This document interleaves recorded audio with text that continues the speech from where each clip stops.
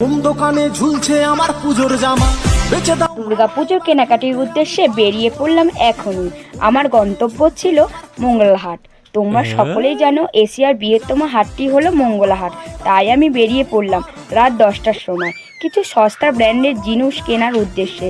তাই আমি বিমানে চাপলাম, যদিও বিমানবন্দরটি ছিল সরকারি। ওহ বাবা, একই বিমানে উঠে দেখি বিমানে কুলকুলে ঠান্ডা হাওয়া, এক কোণে সিট পেলাম, বসে পড়লাম ধপাস করে। আমি একা ছিলাম না, আমার পরিবারের কিছু সদস্য থেকে বলবো তো ছিল বিমানে। বিমান চলতে শুরু করে দিয়েছে, বাইরের কিছু ভিউ দেখালাম। বিমানের ভেতরের দৃশ্যটা দেখো, শুনশান করছে। বুঝতেই পারছো আমি কোন বিমানে চেপেছি। নামবো আমি হাওড়ায়।